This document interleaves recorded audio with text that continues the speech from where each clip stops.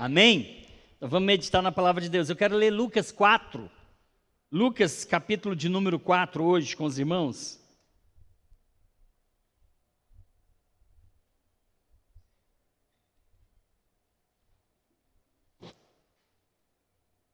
Livro de Lucas, Evangelho de Lucas, capítulo de número 4. Eu quero ler do 14 em diante. Lucas 14 em diante. Capítulo 1. Não, calma aí, deixa eu me encontrar aqui. Lucas 4, versículo 14. Está ali, né? 4,14. Revista corrigida. Queridos, olha só. Então, pela virtude do Espírito, voltou Jesus para a Galileia, e a sua fama correu por todas as terras em derredor.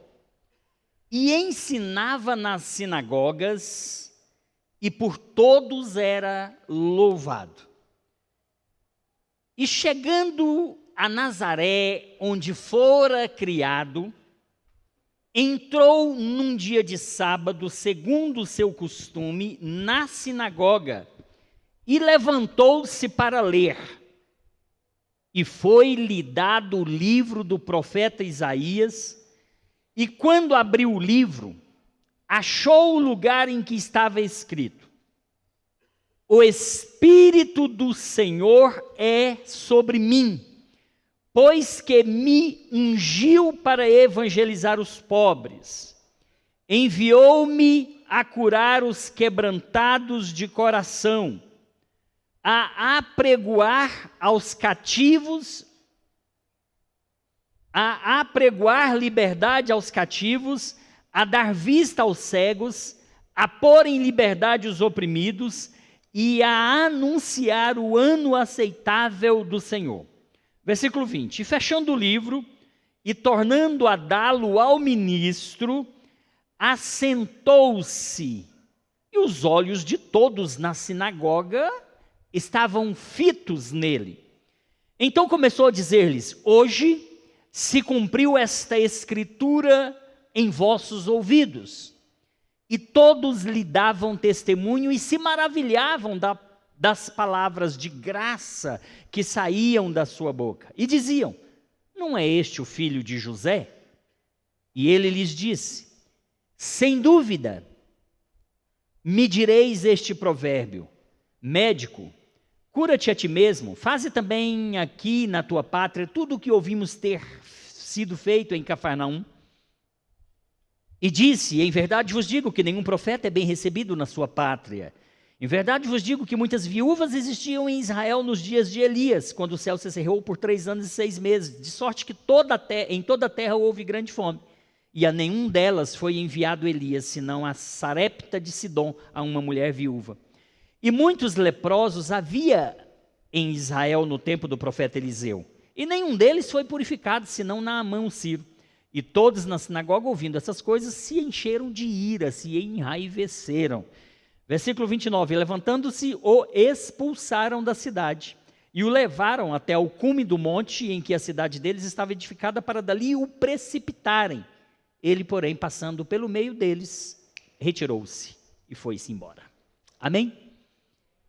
Queridos, capítulo 4 de Lucas, ele vai narrar para a gente, no começo, a tentação a que Jesus foi submetido no deserto, após ele ter jejuado 40 dias, 40 noites. E logo após esse episódio da tentação, Lucas, em ato seguido, ele narra para a gente essa história que eu li com os irmãos. Jesus, ele está sendo expulso de Nazaré. Jesus, ele está sendo expulso da sua terra natal. O que aconteceu? Os irmãos sabem que José e Maria, pais de Jesus, moravam em Nazaré. Mas Jesus não nasceu em Nazaré. Jesus nasceu em Belém. Jesus nasceu em Belém para se cumprir uma palavra profética do profeta Miqueias, no capítulo 5, versículo 2, que dizia: E tu, Belém Efrata, posto que pequena entre milhares de Judá, de ti vai sair o Messias. Parafraseando, de ti vai sair aquele que vai ser guia em Israel. Se tinha uma profecia que Jesus ia nascer em Belém, a Bíblia ela se cumpre cabalmente e literalmente, ela se cumpre fielmente. Jesus morava em Nazaré, Maria estava grávida, estava prestes a dar à luz, a acontecer o parto. Mas a Bíblia diz que ele vai nascer em Belém, mas ele está morando em Nazaré. Os irmãos sabem que eles foram para um recenseamento por ordem do imperador, e eles foram então a Belém por conta de uma votação. São eleições, eu moro em Goiás, mas o meu título é de Brasília, então eu tenho que ir em Brasília, votar em Brasília. Foi algo parecido que aconteceu. Houve um recenseamento e tinha a obrigatoriedade de que José e Maria fossem a Belém por conta desse recenseamento. Estando lá, chegou a hora de dar à luz. E lá Jesus nasce em Belém. Então, ele nasce em Belém, mas a cidade deles era Nazaré. Nazaré era a cidade onde Jesus foi criado. E nesse episódio aqui, Jesus, ele havia sido batizado no Rio Jordão. No capítulo 3 de Lucas, a gente vai ver o batismo de Jesus no Rio Jordão. Jesus é batizado, e quando ele é batizado, tem um fato muito interessante, a gente vai ver isso, na verdade, no capítulo de número 3 de Mateus, e não aqui em Lucas. O último versículo do capítulo 3 do livro de Mateus, último versículo do capítulo 3 do livro de Mateus, que narra essa mesma história, vai falar do batismo de Jesus, vai dizer que Jesus, já ali com cerca de 30 anos, ele vai ser batizado por João Batista. E diz que quando Jesus pega a fila ali no Rio Jordão para ser batizado, João Batista, quando o vê, até quer se recusar a batizar. Eu não sou digno de batizar você. Mas Jesus é batizado por João Batista. E diz a Bíblia, nos versículos 16 e 17 de Mateus, capítulo 3, assim: E sendo Jesus batizado, saiu logo da água, e eis que lhe abriram os céus, e viu o Espírito de Deus descendo como pomba e vindo sobre ele. E eis que uma voz dos céus dizia: Este é o meu Filho amado, em quem eu tenho prazer. Veja, imagine a cena: Rio Jordão, uma multidão de pessoas na fila sendo batizada por João Batista, e Jesus entra ali para ser batizado. Quando Jesus é imergido nas águas por João Batista, a Bíblia diz que o céu se abre. E eis que se lhe abriram os céus, e do céu vem uma voz e diz: Este é o meu Filho amado, em quem me comprazo. Deixa eu te dizer uma coisa. O mundo, a humanidade da época, estava na expectativa para saber quem era o Messias. Quem seria o Messias? Todos os povos, durante todos os tempos, desde Adão, estava curioso para saber quem seria esse. Porque em Gênesis, no capítulo 3, versículo 15, Deus vai falar a Adão. Ali, em Gênesis, no capítulo 3, versículo 15, vai surgir a primeira profecia bíblica. Gênesis 3,15, Deus vai dizer: E porei inimizade entre ti e a mulher, e entre a tua semente e a sua semente. Esta te ferirá a cabeça, e tu lhe ferirás o calcanhar. Esta profecia está dizendo que da semente da mulher nasceria um que iria pisar a cabeça da serpente. Estava se referindo a Jesus. A partir daqui, o mundo, as pessoas ficaram nessa expectativa. Quem é? Quem é esse? Quem é esse? E passaram-se milhares de anos, muitos mil anos, pastor Luiz Freitas. E está essa curiosidade. No capítulo 1 de Mateus, capítulo 2, se não me engano, quando os reis, os 3 reis, recebem uma orientação para ir visitar Jesus que tinha acabado de nascer, eles dão conhecimento ao rei, ao imperador, dizendo que ia visitar Jesus. Porque nasceu hoje o rei dos judeus e nós queremos ir visitá-lo. Aí o que disseram o que foi dito para os reis? Você pode ir, mas adora e depois me traz a notícia e me diz o endereço, me diz onde ele está, porque eu também quero ir adorá-lo. Na verdade, essa palavra, a intenção do governador, a intenção dessa pessoa, não era ir adorar Jesus, era matar Jesus, porque ele era o rei. E agora vocês 3 reis estão me dizendo que nasceu o rei dos judeus? Rei dos judeus aqui sou eu. Ninguém aqui, né? Rei da região aqui sou eu. Se nascer um outro, eu vou mandar matar.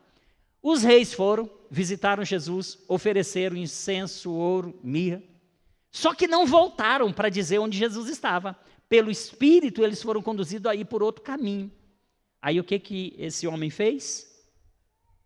Haja visto que foi engambelado pelos reis, porque o Espírito Santo não permitiu. Sabe o que aconteceu? Ele mandou matar todas as crianças de 2 anos para baixo.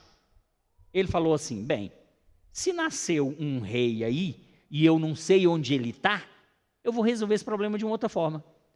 Assim, num decreto, é para matar todas as crianças de 2 anos para baixo, porque certamente esse rei está entre essas crianças. E aí não vai ter um concorrente aqui ao trono comigo. Algo parecido assim. E aí tentou matar Jesus. Só que Deus, que é onisciente, instruiu José, querem matar o menino, foge para o Egito. Fica lá até o tempo que eu determinar.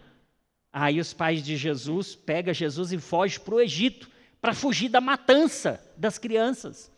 E no tempo certo, Jesus disse, olha, pronto, aquele rei não está mais lá, já pode voltar. Aí eles voltam.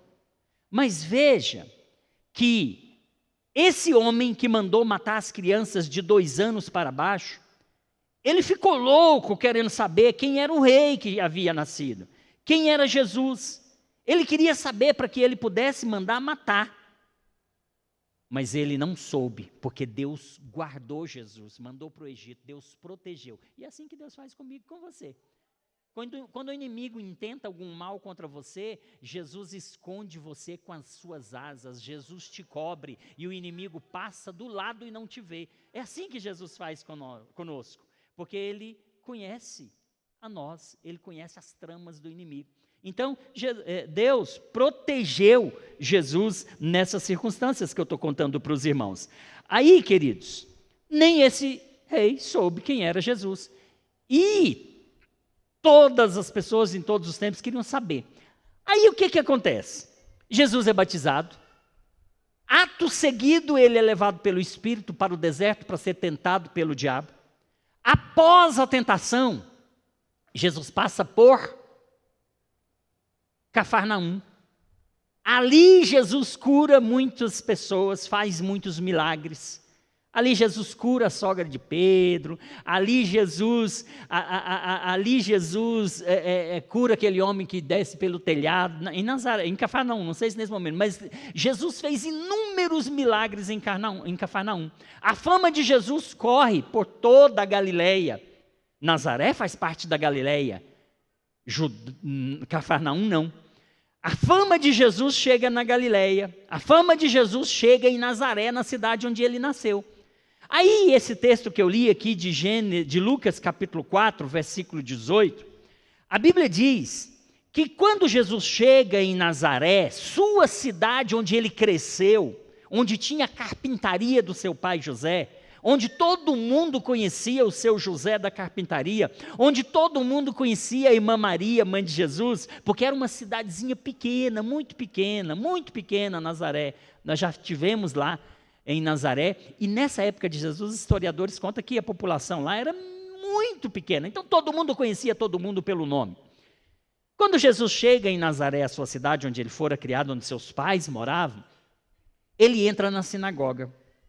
Quando ele entra na sinagoga, era costume o ministro, o dirigente do culto ali na sinagoga, digamos assim, dar o livro para que alguém lesse. Aí foi dado o livro para Jesus ler.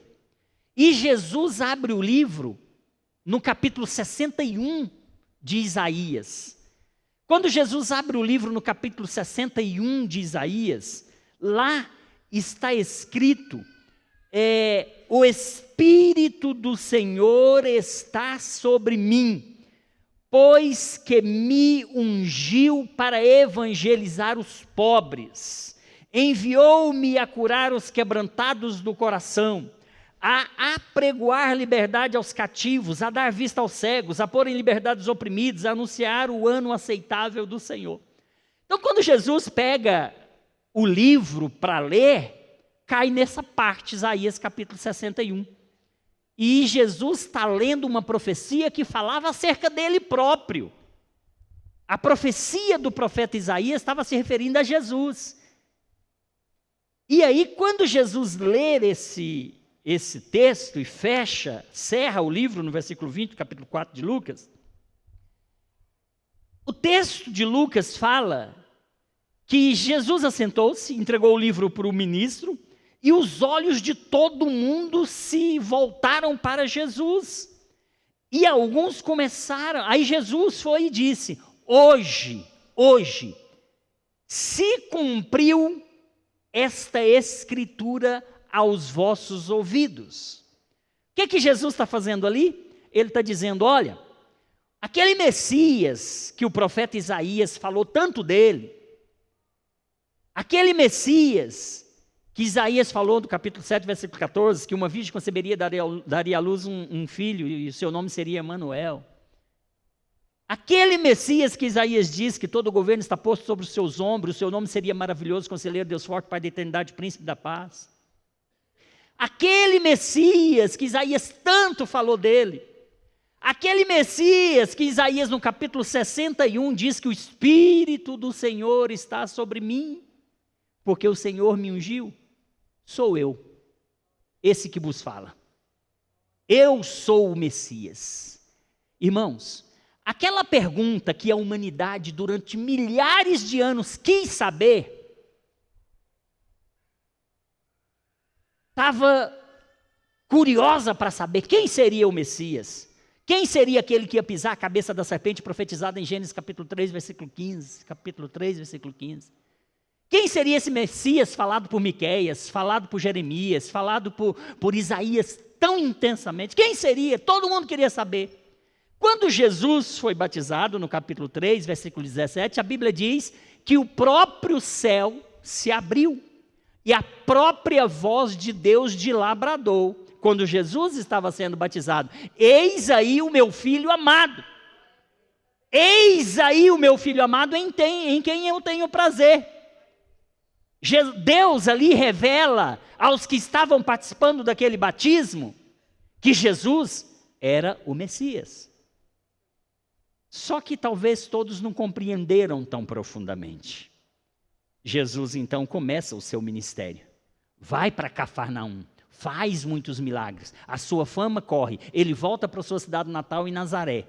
Na sinagoga ele lê esse texto e se revela, aí ele próprio se revela, olha, hoje se cumpre essa palavra que eu estou acabando de ler, que era uma palavra conhecida de todos na sinagoga. Aí, irmãos, Jesus se revela, eu sou essa pessoa, eu sou o Messias. Aí, o versículo 22 de Lucas 4 vai dizer assim, e todos lhe davam testemunho e se maravilhavam das palavras de graça, de sabedoria que saíam da sua boca. Criou no meio da multidão um misto de alegria, mas também de incredulidade. Porque enquanto todos se maravilhavam das palavras de graça que saía da boca de Jesus, vinha um misto também de incredulidade. Ah, mas não é esse aí o filho do carpinteiro, o filho do seu José ali da carpintaria? Esse não pode ser o Messias. Aí começou aquelas dúvidas. Aí começou aquilo que era graça, que era maravilha, que era extraordinário, que todo mundo estava maravilhado. O coração daquelas pessoas foi tomado por dúvidas. Ué, mas esse aí que é o Messias que o profeta Isaías falou, ele não é o que os pais dele moram aqui na esquina? Aí diz a Bíblia que Jesus, tendo dito estas palavras, Jesus quis meio que quebrar eles, dizendo o seguinte: olha, o que tem a ver? Só porque eu sou filho de José eu não posso ser o Messias? Só porque eu morava aqui? Só porque eu cresci aqui? Só porque todos aqui conhecem a minha simplicidade, a minha humildade? Aí Jesus disse algo: olha, talvez vocês estão querendo dizer esse provérbio, médico, cura a ti mesmo, fazes também aqui na tua pátria, em Nazaré, tudo o que ouvimos ter sido feito em Cafarnaum. E disse, aí Jesus disse, em verdade vos digo, nenhum profeta tem honra na sua pátria. Em verdade vos digo que muitas viúvas existiam em Israel, nos dias de Elias, quando o céu cerrou por 3 anos e 6 meses, de sorte que em toda a terra houve grande fome. E a nenhuma dessas viúvas, Elias foi enviado, mas ele foi enviado a Sarepta, a uma viúva estrangeira, lá em Sidom. E ele continuou dizendo, e muitos leprosos havia em Israel no tempo do profeta Eliseu, mas a nenhum deles Eliseu foi enviado. Ele foi enviado ao estrangeiro Ciro Naamã. Então, se eu morei aqui, não importa. Assim como Eliseu foi enviado a um estrangeiro para curar Naamã, assim como Elias foi enviado a Sidom, a uma estrangeira, para resolver o problema da fome daquela mulher lá em Sarepta, eu também posso ser enviado daqui para ir curar em Cafarnaum. Mas quando Jesus disse essas coisas, se levantaram, expulsaram Jesus da cidade e o levaram até o cume do monte em que a cidade estava edificada para ali o precipitarem. Existe lá em Nazaré o Monte do Precipício, conhecido como Monte do Precipício. Todo viajante a Israel vai conhecer o Monte do Precipício, que é o lugar de onde eles queriam jogar Jesus para matá-lo. Ele, porém, saiu de fininho e fugiu. Essa é a história desse capítulo. Meus queridos, o texto que Jesus leu é o de Isaías 61. O texto de Isaías 61 era uma palavra profética do profeta Isaías acerca do Messias que viria muito tempo depois. Isaías 61 é exatamente o que Jesus disse em Lucas 4,18, porque em Lucas 4,18 Jesus leu o livro do profeta Isaías. Isaías 61 diz, o Espírito do Senhor está sobre mim, porque o Senhor me ungiu para pregar boas novas aos quebrantados, enviou-me a curar os quebrantados de coração, a proclamar a liberdade dos cativos, a pôr liberdade aos algemados. Então ali era uma palavra profética messiânica que foi escrita muitos anos antes, 700 anos antes. Agora imagina, algo que foi profetizado 700 anos antes, aí Jesus diga, eu sou o cara, eu sou essa pessoa, se cumpre hoje em mim essa palavra. Todos na sinagoga então se revoltaram. Mas aí, eu estava analisando esse texto de Isaías 61, quando o texto diz, o Espírito do Senhor está sobre mim, está dizendo o seguinte, a unção vem do alto, está sobre mim, vem de cima, a unção vem do alto. Não se trata de talento humano, não se trata de força, não se trata de estratégia, trata-se de uma capacitação sobrenatural que Deus, por meio do Espírito, daria ao Messias, daria a Jesus. O Espírito de Deus era essa unção. Toda obra genuína de transformação, de cura, de libertação, ela só acontece quando o Espírito Santo age através de alguém que foi ungido por Deus. Tem muitas pessoas que querem exercer o ministério sem ter essa unção, sem ter essa capacitação, sem ter esse chamado de Deus. E elas podem até tentar, mas elas não vão conseguir. Porque aquele que foi chamado, ele precisa ter essa unção do Espírito.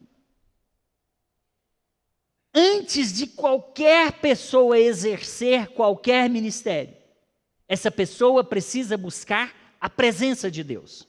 Ela precisa buscar a unção do Espírito. Nunca tente fazer nada se essa unção de Deus não estiver sobre a sua vida, se essa unção não estiver sobre você. E eu acho interessante que Jesus, ele soube esperar o momento da unção de Deus sobre ele. A Bíblia diz, em Isaías 61, o Espírito do Senhor está sobre mim, pois ele me ungiu. Já existia essa promessa, já existia essa palavra. Mas Jesus nasce, Jesus cresce, mas Jesus não ousa fazer nada antes da hora. Em vários momentos ele diz, ainda não é chegada a minha hora. Em vários momentos Jesus diz, não é o momento, calma Pedro. Pedro queria destruir tudo, Pedro queria matar tudo, queria que descesse fogo do céu e destruísse tudo. Pedro queria decepar a cabeça do servo do sumo sacerdote. Às vezes a gente se precipita e antes da hora quer fazer aquilo que Deus ainda não determinou que a gente faça. Vejo muitas pessoas precipitadas no ministério. Deus libera uma palavra, mas a palavra tem o seu tempo, tem a sua hora. Lembra quando Deus falou que ia me tirar do banco, porque Ele queria eu na obra? Irmãos, aquele tempo foram 2 anos exatos de espera. Agora, se eu ouvir a palavra aqui, Deus vai me tirar, eu chego lá no banco, já peço demissão, eu vou sair de serviço, porque Deus não quer esse serviço, me dá as contas aí. Eu já vi gente fazendo isso. Deus falou, eu estou pedindo baixa lá na empresa. Irmãos, Deus libera a palavra, mas tem um tempo certo. O Espírito do Senhor, existia a profecia, estaria sobre Jesus, porque Deus o ungiu. Mas durante 30 anos, Jesus esperou o momento para começar o seu ministério. Nunca se precipite. A unção de Deus está sobre nós. A unção de Deus está sobre você. Mas tem coisas, tem ministérios específicos que você só deve iniciar se Deus disser que é chegado o momento. Porque o Senhor me ungiu. Deixa eu te dizer uma coisa. Era uma missão com propósito. Deus não unge ninguém sem propósito. Deus não unge ninguém sem propósito. Deus não chama ninguém sem propósito. A unção não é para status espiritual, mas é para um serviço. Tem pessoas que querem ser ungidas, querem ser consagradas, querem títulos, querem posição, mas querem isso como forma de status, para postar nas redes sociais. E tem gente que nem mas vai lá e bota o título na rede social. E eu fico bravo com essas pessoas, que se auto-intitulam, que se autodenominam isso ou aquilo, e bota lá na rede social. É uma mentira, é uma farsa. Se Deus não te ungiu ainda, espera o momento certo. Se Deus não te chamou ainda, não passe na frente, vai dar errado, vai ser frustrado o seu projeto, vai dar em nada. Espere a hora certa. Jesus esperou a hora certa. Jesus esperou a hora certa. Por que não falar de Davi? A Bíblia diz que Deus chama Samuel, manda ungir Davi. Davi é ungido, estava cuidando de ovelha, mas Davi não assume o trono, porque Saul ainda estava no trono. Não era hora de Saul, de Davi, mesmo ungido, não era hora dele sentar no trono. Mesmo Deus já tendo rejeitado Saul, não era hora de Davi sentar no trono. Os irmãos sabem, Davi foi ungido, mas da unção na casa de Jessé, seu pai, por Samuel, até ele assumir o trono, teve uma longa história. Deus precisava treiná-lo. Deus precisava botar um urso no caminho dele. Deus precisava botar coisas grandes no caminho dele. Deus precisava botar um gigante no caminho dele para treiná-lo. Deus nunca coloca ninguém numa posição sem antes treiná-lo, sem antes capacitá-lo, sem antes experimentá-lo. Antes de Davi assumir o trono, ele já estava ungido. Mas tinha leões para ser enfrentado. Mas tinha ursos, tinha gigantes para ser enfrentado. Tem pessoas que querem assumir posições antes da hora. Cuidado, vai dar errado. Espera no Senhor. Espera no Senhor. Então, meus queridos, a unção, ela sempre vai ter um propósito. A unção não é para status, mas é para serviço. Deus unge com um propósito definido. O chamado aqui é claro nesse texto. Primeiro, Jesus seria ungido, ou foi ungido, para pregar boas novas aos quebrantados. Isso é serviço, isso é trabalho. Porque tem gente que quer o título, mas não quer o trabalho que o título impõe. Tem gente que quer cargo, mas não quer carga. Todo cargo implica necessariamente suportar a carga.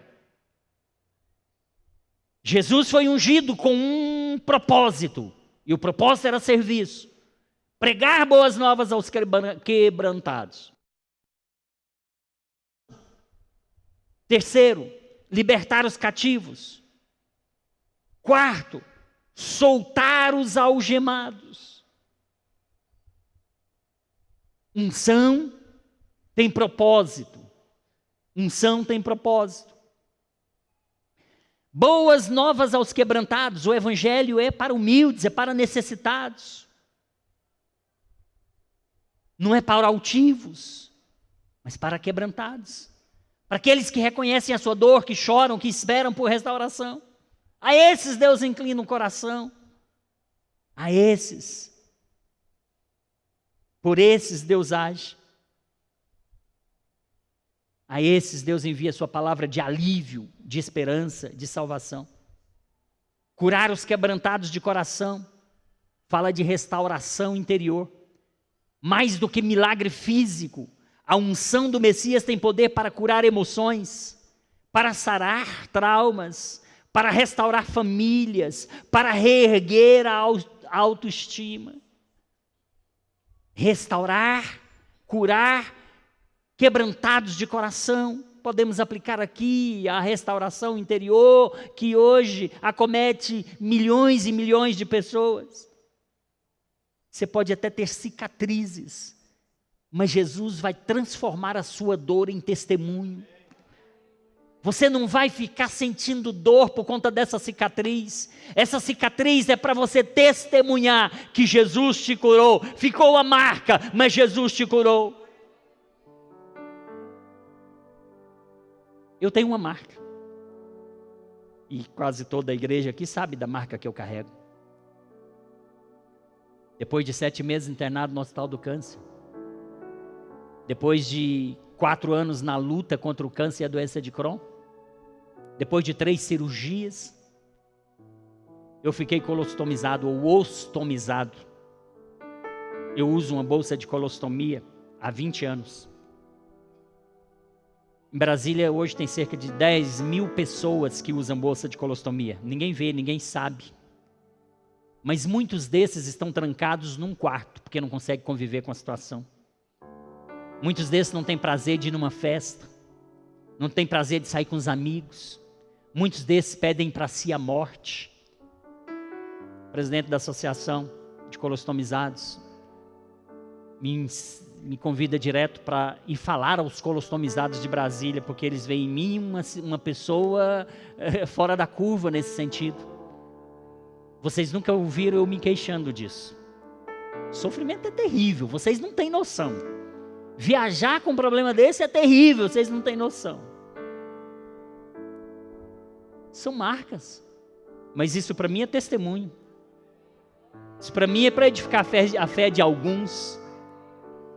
Eu vou ficar me lamentando? Eu vou ficar lamuriando? Eu vou ficar cabisbaixo? Essa colostomia não me permite ir na casa das pessoas muitas vezes. Por isso, talvez nenhum de vocês aqui recebeu uma visita minha na sua casa. Quantos aqui já me receberam visita na casa? Uma meia dúzia. Essa colostomia não me permite ir na sua casa. Eu não visito ninguém, só família. E situações muito atípicas. Por uma situação simples. A bolsa de colostomia, você não tem controle sobre o seu intestino. Ela enche no momento que ela bem entender. Se ela enche, eu tenho que ir no banheiro da sua casa. Mas eu não posso desprezar essa bolsa na lixeira lá do banheiro da sua casa. Eu não posso jogá-la no vaso. Então é um transtorno para mim ir na casa de alguém. Só para você entender um pedacinho do sofrimento. Um banheiro público, rodoviária, órgão público, aeroporto, é tranquilo. Mas na casa de alguém é complicadérrimo. São marcas.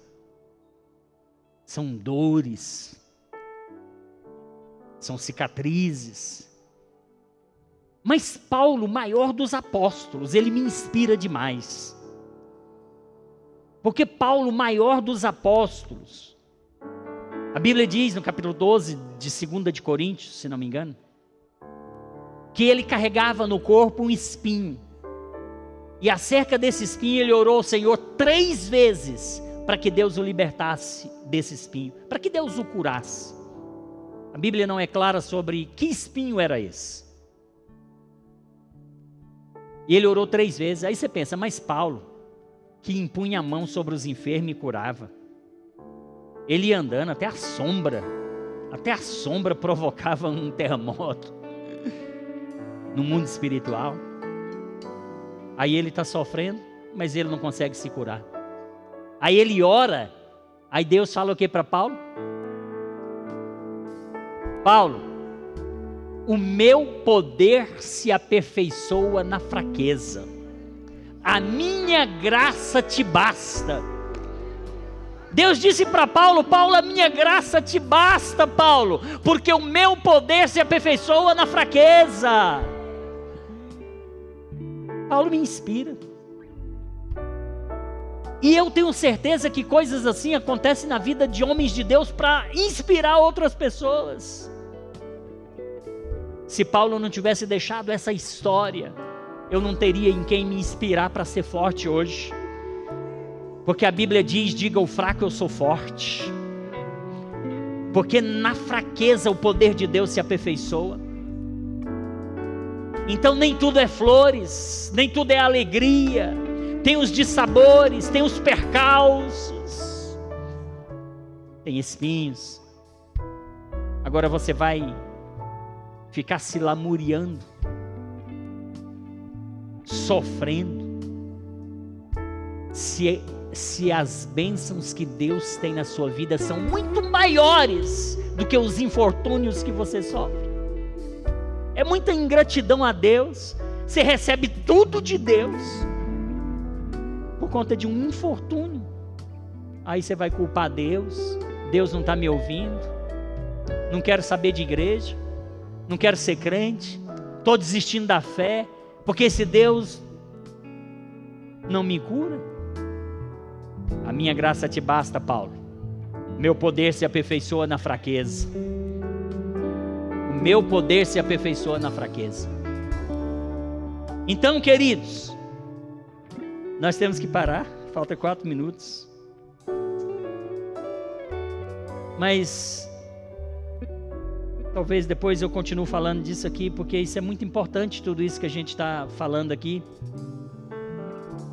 Porque eu queria chegar justamente na parte que vai dizer que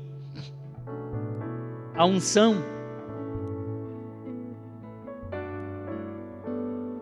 unção é algo que nós necessitamos. Agora, a questão da unção, meus irmãos, quando a gente fala de unção, a gente pensa quase que necessariamente em azeite, em óleo, né? Em ungir. Mas essa unção que Isaías 61 está falando e que Jesus replicou em Lucas 4,18, não está se referindo a uma unção com óleo, está se referindo a um revestimento do Espírito Santo. No Antigo Testamento você sabe que a unção, ela tinha um propósito e ela tinha um rito.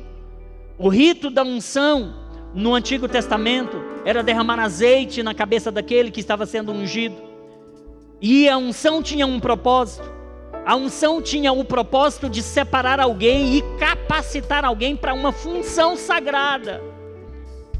Por isso, ungiam reis. Por isso, ungiam sacerdotes. Por isso, ungiam profetas. Porque a unção tinha um propósito: capacitar alguém para uma função sagrada. Isso era no Antigo Testamento.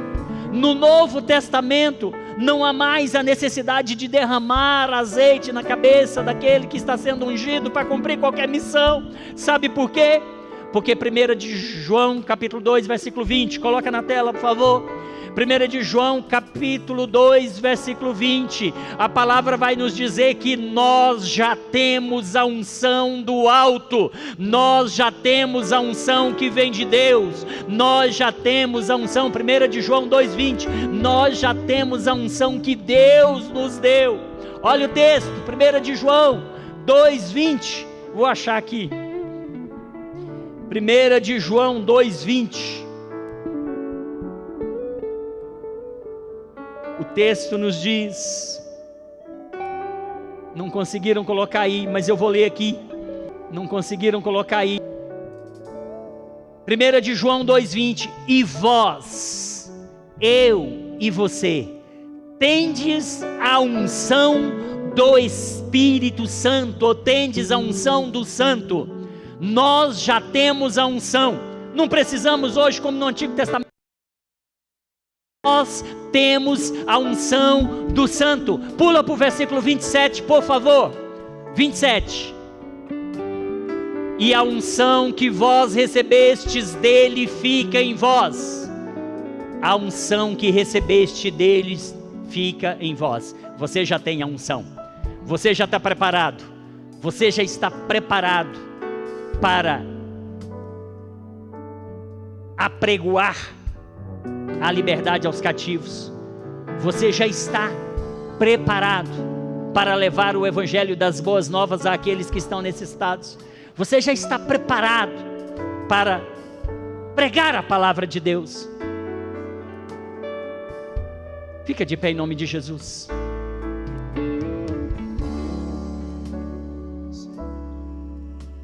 Você já está preparado. Sabe por quê? Porque a Bíblia diz em Marcos capítulo 16, versículo 15. Marcos capítulo 16, versículo de número 15.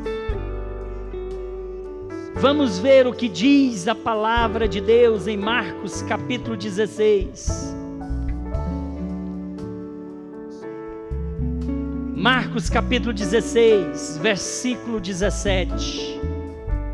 Marcos 16, 17. Estes sinais seguirão aos que crerem. Em meu nome expulsarão demônios, falarão novas línguas, pegarão nas serpentes, e se beberem alguma coisa mortífera, não lhes fará dano algum. Imporão a mão sobre os enfermos e os curarão, porque vós já tendes a unção, vós já tendes o Espírito, vós já tendes o Espírito Santo de Deus. Deus já derramou sobre si esta unção. Nós estamos cheios dele. Então nada de braço cruzado, nada de omissão, mas vamos em frente. Atos 1:8, mas recebereis sobre vós a virtude do alto, a virtude do Espírito Santo, e ser-me-eis testemunhas, tanto em Jerusalém, como em Samaria, como em Judeia, Samaria, até os confins da terra. Você já recebeu a virtude do Espírito Santo.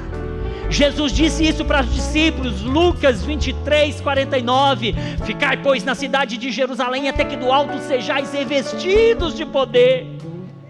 Eles ficaram, eles foram cheios, eles foram revestidos, e eles começaram a propagar o Evangelho chegou nos 4 cantos do mundo.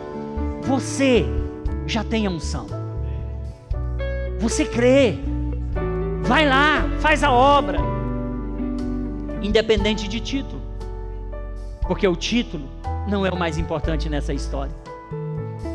É esses títulos que eu falei, que muitas pessoas se autoconsagram, se auto-intitulam. Isso aí você tem que esperar o tempo de Deus, porque tem ministérios específicos. Efésios 4:9, Deus deu uns para apóstolos, Deus deu uns para profetas, para pastores, profetas e mestres, mas tem muitos que estão passando o carro adiante dos bois. Você tem essa unção que veio do alto. Título não interessa. Se você chegar diante do endemoniado e apresentar a sua carteira, sua credencial de pastor, seu título, seu diploma, o diabo vai rir de você, porque ele não teme diploma, ele não teme carteira, ele não teme. Se você mostrar lá a sua rede social para o diabo, olha, eu tenho aqui milhões de seguidores, eu sou pastor, eu sou isso, o diabo vai rir de você, porque a única coisa que vai repreender o diabo é o nome de Jesus, e é o fato de você estar cheio do Espírito Santo. É só isso. Título independe, título não faz parte dessa história. Que Jesus te abençoe nessa manhã. Que Jesus te abençoe nessa manhã. Eu não sei se tem alguém entre nós nessa manhã que ainda não é evangélico, que está nos visitando, quem sabe veio aqui a convite de alguém, ou espontaneamente ouviu essa palavra e quer entregar a sua vida para Jesus. Tem alguém aqui nessa manhã? Se tem, faça um sinal com sua mão. Eu quero orar por você. O Espírito do Senhor me ungiu para evangelizar, para pregoar o ano aceitável do Senhor. Tem alguém aqui nesta manhã que quer reconciliar com Jesus, quer entregar a sua vida para Jesus? Se tem, faça um sinal, eu quero orar por você. Se não tem, que Jesus abençoe todos vocês, que tenhamos uma tarde extraordinária. Hoje à noite nós temos aqui o pastor Guilherme. O pastor Guilherme é de Goiânia, faz um trabalho no Brasil e fora do Brasil com jovens e adolescentes. Vem você que hoje, traga seu filho jovem e adolescente para ouvir a palavra de Deus. Tremendo, Deus usa tremendamente o pastor Guilherme no Brasil e no mundo. Vai estar com a gente aqui hoje Guilherme Batista, tá bom? Convido todos vocês. Vamos orar agradecendo a Deus. Pai, no nome de Jesus nós somos gratos a Ti. Te louvamos, Te bendizemos, ó Pai. Te damos graças, ó Senhor, porque o Senhor é bom e a Sua misericórdia dura para sempre. Meu Deus, no nome de Jesus Cristo, ó Senhor, eu Te dou graça pela vida de cada um dos Teus filhos aqui nesta manhã. Eu Te dou graças, ó Deus, porque nós temos a unção. Eu Te dou graças, ó Deus, porque a virtude do alto já tomou conta de nós. Eu Te dou graças, ó Pai, porque nós cremos e em Seu nome, meu Pai, nós clamamos, nós oramos, enfermidades são repreendidas, o inimigo foge. Oh Pai, nós Te damos graças, porque o Espírito do Senhor nos ungiu, ó Pai. Pai, que o Senhor possa abençoar cada família, cada filho, cada filha do Senhor nesta manhã, em nome de Jesus, ó Pai. Eu Te dou graças e Te peço, dá-nos um domingo abençoado, uma semana próspera, uma semana abençoada, em nome de Jesus. Eu Te agradeço agora e sempre, ó Deus, amém. Estenda suas mãos. Que a graça do nosso Senhor Jesus Cristo, o amor de Deus nosso Pai, a comunhão e a consolação do Espírito Santo seja com todo o povo de Deus, e todos digam amém. Amém. Está terminado em nome de Jesus.